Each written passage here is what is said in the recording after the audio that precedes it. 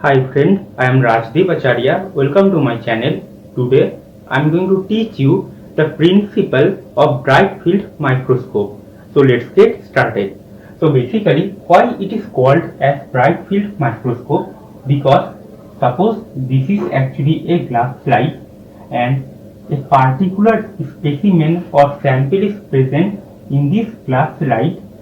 When light will pass through this glass slide, the field or the background on which this particular specimen is present, this field or this background will appear in bright color. You can see that this field or this background on which this particular sample is present, it is appearing in bright color, and the specimen will appear in black color. This is why this type of microscope is termed as bright field microscope, because when light will pass through those glass slides, the specimen will appear in black color and the background or the field will appear in bright color.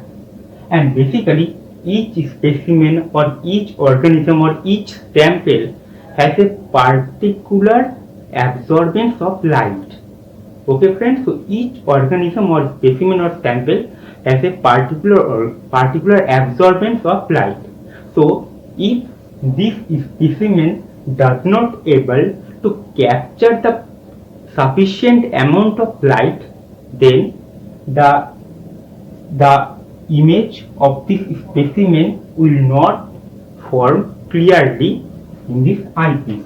So you have to stain this specimen before using bright field microscope. Okay friends, so each specimen has particular absorbance of light, so you have to increase the absorbance of light so that the image of this specimen will form clearly in the eyepiece. So you must have to stain this specimen. So now we will talk about the principle of bright field microscope.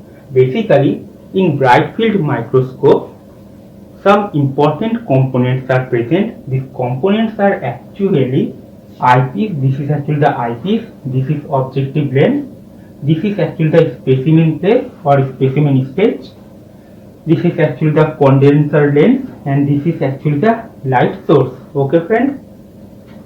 So basically, from the light source, in the first step, the light will appear from the light source and all the light rays will be captured by the condenser lens. In the next step, all the light rays that are actually captured by the condenser lens, this will be focused to the sample. So this is the sample. You can see this is actually the sample. This is the glass slide, and the glass slide is present in the specimen stage. So in the third step, we can see that all those light rays are releasing from the sample. You can see this image here. This image is actually this image. So you can see that this is actually the glass slide. This is the sample. This is actually the specimen stage. So basically, the light rays are actually releasing from the sample, and some light rays, like this type of light rays, are captured by the objective lens. These light rays are actually captured by objective lens. These light rays are termed as diffracted light rays or diffracted light. And some light rays which are actually appearing from sample but are not captured by objective lens, this type of light rays are termed as non-diffracted light rays.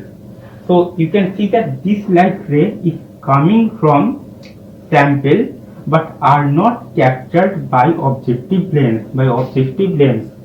This type of light rays are termed as non-diffracted light rays.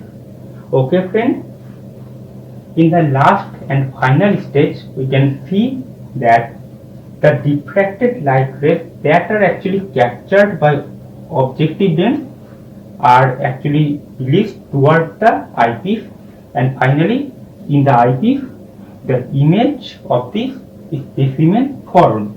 So basically, the image will form in a manner that the field or the background on which the specimen or the sample is actually present, the background will appear in bright color, and basically the specimen will appear in black color. So basically it is actually our today's lecture, and the important question that come from this topic is actually write down the principle or working principle or working theory of bright field microscope.